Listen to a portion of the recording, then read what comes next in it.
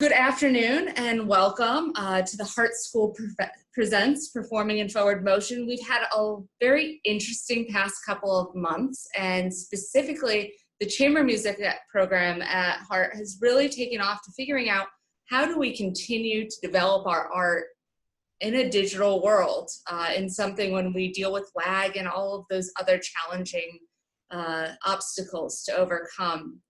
And so here with us, we have two of our professors. We have Rita and Anton, who are going to speak for about 10 minutes about how they are accomplishing this feat in our new normal.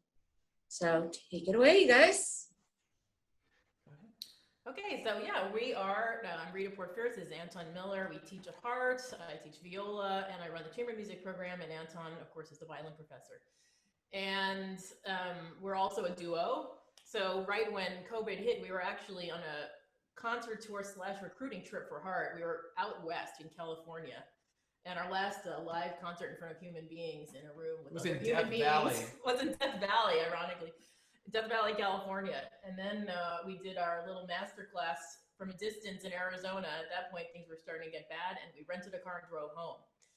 And that was the middle of March. It was the middle of March. Which, you know, that seemed like such a completely different world. And everything was so up in the air at that point. I think when we actually arrived back home, it was March 19th. And so that trip took us about 4 days to go all the way across country. And we just, you know, we tried to not be around people, and we had to stay in hotels. And so we were wiping down hotel rooms and stuff. So it was kind of a crazy trip back. The funny thing is, the whole way there, you know, we had been talking to our dean and people from school about how are we going to continue the rest of the semester. Luckily, we were about to go on spring break. And what the school ended up deciding to do was have an extended spring break to give us an extra week to get everything going. And so I spent a lot of that car trip actually researching technologies that might work for ensembles. He was driving, I was on the computer on my iPad the whole time, checking everything out. And I had done this, I think about 5 or 6 years ago, maybe even more actually, maybe 10 years ago, when he and I were just starting up as a duo, and we were trying to figure out ways to rehearse. And how could we do it? Well, because you were in Texas. I was in Texas and he was in New York. So we were trying to figure out how could you do it? And you know, there are still many technologies that are still out there that started then that exist now. But the problem is, especially, you know, when I'm dealing with students and faculty who are older or have less technology than your average recording engineer, the problem is, you know, how can we do things in the most efficient and simple way? And so there were a lot of technologies out there that start with the name Jam. There's something called Jam Kazam, and there's another Jam something. All those things are great, and they claim to cut down in latency, which is one of the big issues in rehearsing virtually and making music virtually. But the problem with those technologies is they require extra equipment. And you know, when you're dealing with college students and people, especially in a pandemic, it's not easy to get equipment. So we're trying to think of what is absolutely the easiest way we can accomplish this. And I'm a really good guinea pig for that, because my technology skills are like terrible. So anything that, I mean, she does all the stuff. Like, she knows how to do all those things. So then I'm sort of the guinea pig. She tries it out on me to see whether I can actually understand it. So what we've come up with is something that actually is, I find it incredibly simple. So for somebody that's a total novice with this kind of stuff, I actually find it interesting and kind of exciting and creative, because it's a new way to look at things. It's a new way to do things. And the other interesting thing is that we also are the directors of the Point Counterpoint Chamber Music Camp in Vermont for the high school students.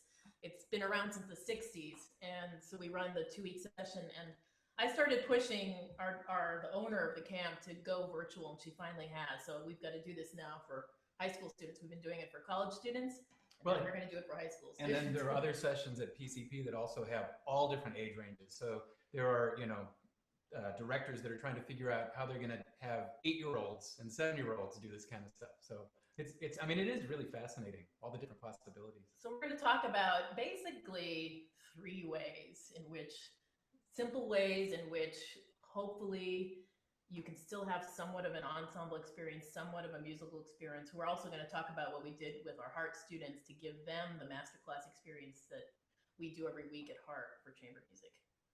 So I'd like to play a portion of a video. This is a portion of a commission that was written for us during the pandemic by one of the Hartt composers, Robert Carl. And he wrote it based on themes for the Grosse Fuge, because as you know, this is a Beethoven 250 year, and it also happens to be the 100th anniversary of the Hartt School. So I had planned, of course, the entire Beethoven cycle with all sorts of guest artists and commissions and things like that. So one of the commission ideas I had was to have an entire concert of the Grosse Fuge and have our local composers and alumni write pieces for this. And so once the pandemic started, I got an email, I think about, I don't know, like 4 days into it, Robert Carl. It was really soon after it very started. fast. It's a short but powerful piece. It's 3 minutes long, and he had just written it. It just came out, and he wrote it, and it was fantastic. So, which was great because it gave us our quartet. This is our counterpoint quartet. It's Anton and I and 2 faculty members from UC Santa Barbara, Jen Kletzel and Anton Miller. And it gave us a chance to test the technology before we had to make students do it. So it was great. So what we decided to do was to use the Acapella Layering App, which is only available for people who have Apple mobile devices. You can't use it on your MacBook, but you can use it on your iPhone or iPad. So you guys have seen all sorts of things probably already on Facebook about using Acapella. I wrote the developers of Acapella, and they were nice enough to issue us a bunch of licenses for the chamber music students to use for free for the rest of the semester, which was really nice. Yeah. So it was great to be able to have the kids that had these devices do that. So that's way number 1, and I'm going to share that, just a little bit of that production.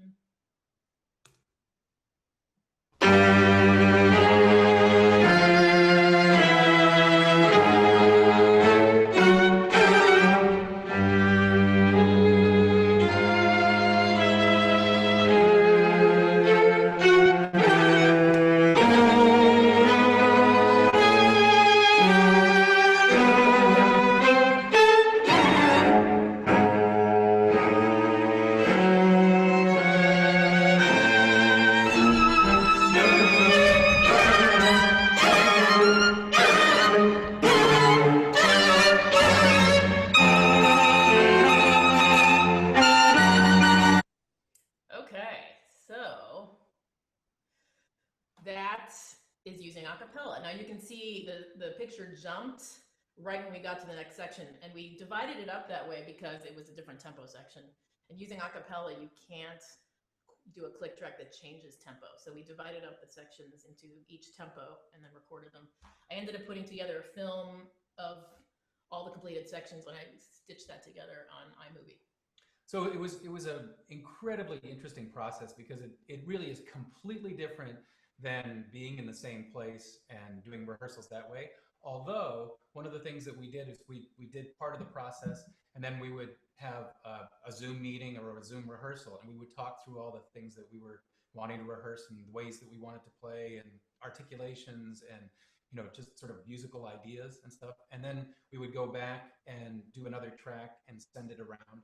So it was actually, in some ways, it was similar to rehearsing because we could actually have that moment when we had like an hour-long rehearsal over Zoom.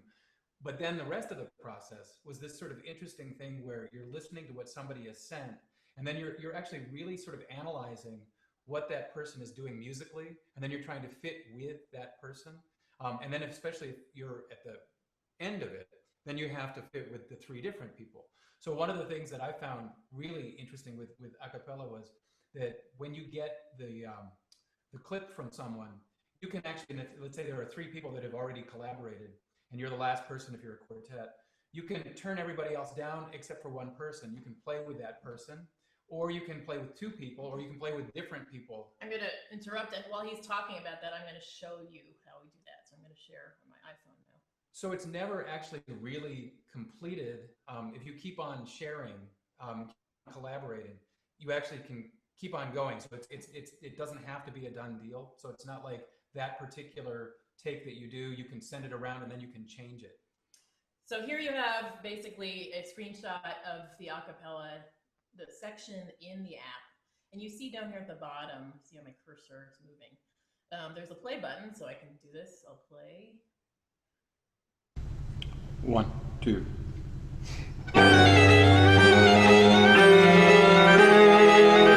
Of course, the interesting thing is all the things you have to do to be a good chamber ensemble person, you still have to do, you have to decide on an A. You have to decide on a tempo. You have to score study, you know? So in this case, it really helped all of us to have one person count off the section before starting.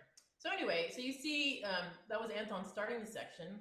I'm gonna go back. This is the edit screen. So say we got this, and in reviewing it, I realized that I was behind, because, you know, violists are always a little late. I didn't say anything. I'm saying it. Oh, God. I can say it. I can do the jokes. So, you know, say I felt like I was a little bit late. So what I'm going to do is I'm going to say, okay, I've got everybody playing now. This is great. This may not have been the way we recorded it. Actually, I think we recorded it first cello, then me, then second, then first. But in this case, now that I'm reviewing, I'm like, oh, I could be a little bit more on top of the beat in this bar. So what I'm going to do is I'm going to click on my square, which is right here. And you see it gives me the opportunity to start again. So here I am. If I were playing, I could play and be on time for once. And I would start this, it would give me the countdown, and then I would start playing. Okay, so I'm not going to do that now. And then once I was happy with that, then what you do, this is also another cool thing that you can do, is you can go and alter the sound. And this is why Acapella is a really great tool for people who are not at all tech savvy, because it's got everything you need.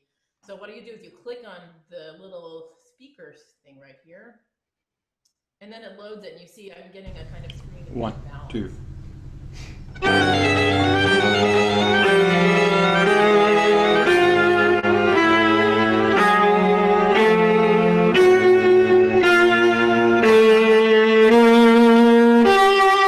It should be. Anyway. Just turn everybody else down.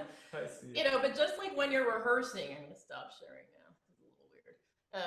Just like when you're rehearsing, you can tell people, can you guys play that much quieter so I can hear myself, or can you play it much louder so I can hear myself? You can adjust all these things and just keep going back. Each person can go back at any time.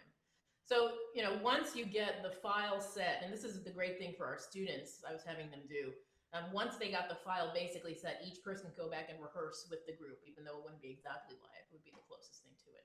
So one of the things that we're also thinking about with this for doing, you know, say high school students or younger, is to actually put down a track that's a practice track that they can play with. So, you know, we as players can either play what their part is or another part in whatever chamber music piece they're playing, so then they can practice along with that. And then we can design it so it can be, you know, at half tempo or whatever is the need of the student is, so that they can then collaborate with that.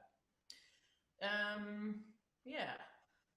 I think, you know, like I said, all the things that you need to do if you're being a good chamber musician, come prepared, know your part, know the score, you know, look at articulations, all that stuff is still good. And we actually would have 1.5 hour long rehearsals where we would discuss and play individually via Zoom, you know, just to check that we were all doing the articulations the same way. Anyone with any phone or any kind of recording device can do this kind of layering thing, as long as one person, or if they have an engineer, one person is able to put the videos together. And the way you do that, and this is less chamber music-y. I mean, the thing I like about acapella in this process, when you layer on top of another music track, another performer, is you are in a way doing a chamber music-y thing. It really feels like it. It's, you know, it's interesting. Just I wanted to put this in there. It's very different in the fact that, you know, you're not, again, in the same place. We're in the same place, so that's helpful for us. But, you know, the fact that you're not in the same place, the process is in many ways similar, but, you know, things take longer and you have to kind of just sort of figure out each step of the way. But I find like that it still is really, really creative in that. And maybe in a way, there are things that I'm more aware of in this situation. And I think my students are more aware of the things that I talk about normally, because, you know, if you're with people, you can kind of hide, or you can kind of just sort of like go with the flow. Somebody's doing something and you kind of just play. With this, you have to really be on track. Everybody has to really pull their own weight. So I find like there's more engagement in a way, and especially for the students, they have to know more and they have to think more. It was kind of amazing that we discovered how much, once the students got used to the process, they were actually listening more and researching more and learning more than they had previously. I hate to say it. It's true.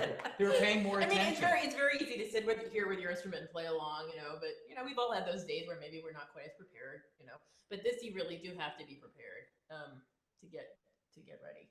So when there were groups that did not have this, but they had a recording device or even a really cheap phone, you know, that could just do sound and video, then this is what happens. This is one of our students groups. Not everybody had an iPhone.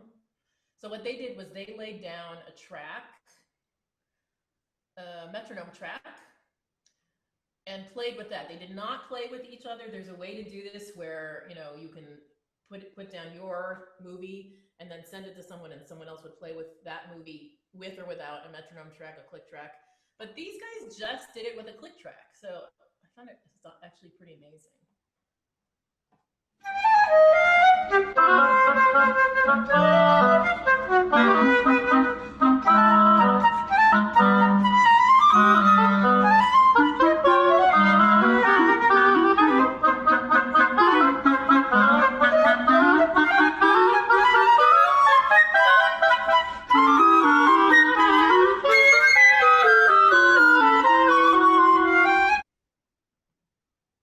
Anyway, so you know that's actually pretty amazing. They were playing together. Yeah, it's true. Well, you have to do the same sort of rehearsal things where you have to decide what you just have to make decisions. And I think one of the great things about it is that you really have to be very specific in your decision-making process musically. And I think that's really it organizes the students' brains, and they see what's important. You know, there are things, I think, because we were all new to this even a month ago, that I think a lot of our students at Hartt switched pieces to go for something that didn't have a lot of tempo changes. Contemporary pieces worked, some contemporary pieces worked really well, like that Adler, you know, Robert Karl's piece worked really well. Early classical Baroque pieces worked really well. When you get to the romantic, you know, things where there's a lot of tempo changes, a lot of give and takes and dynamic thing, that's hard. You know, especially when you might not have an external microphone, you're just using sound on your little cell phone, which could blow out with loud dynamics. And certainly there's some instruments that it's harder, but we had success with pianists, brass players, everything. We've had all the groups do it. Yeah. So one more thing I wanted to show you all is how we continued our master classes. At Hartt, I'd started a weekly chamber music masterclass that could be run by a different either guest artist or faculty member every week. So groups would come and play for someone who wasn't their regular coach. And once, you know, we went virtual, we're trying to think of how are we going to do this? Especially, you know, a lot of the students, especially the ones from overseas, from China, they were stuck traveling or they were not able to, you know, get internet. I mean, there were all sorts of factors. But it was, again, amazing. You know, each group together with their coach came up with a plan about what they were going to do. All of them managed to record some kind of music and present it. And then they also did research on the piece, which was fun. And, you know, kids don't necessarily do that unless you push them to do that. But that's what they ended up doing. It became a very informative session. Yeah, here we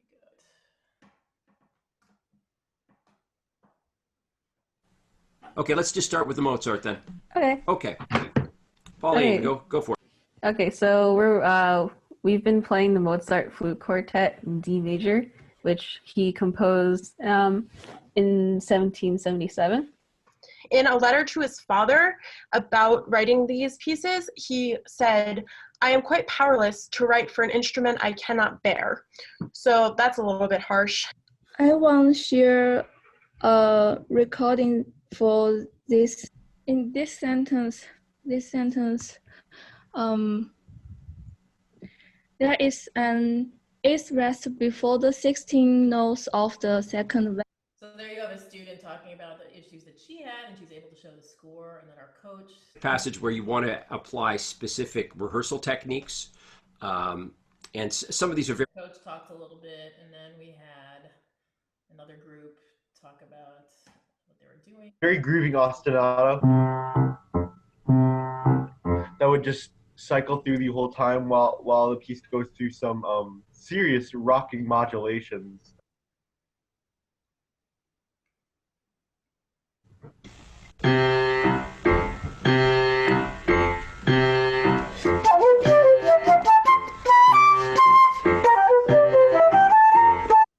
Anyway, so that was our weekly chamber music masterclass. That's going to continue, and we'll do something like that at point counterpoint as well. Yeah. So yeah, and then of course, so there's, you know, so two ways in which you can create music, the acapella layering video way, and then the just layering video apart from each other way, which is of course very unchamber music-y.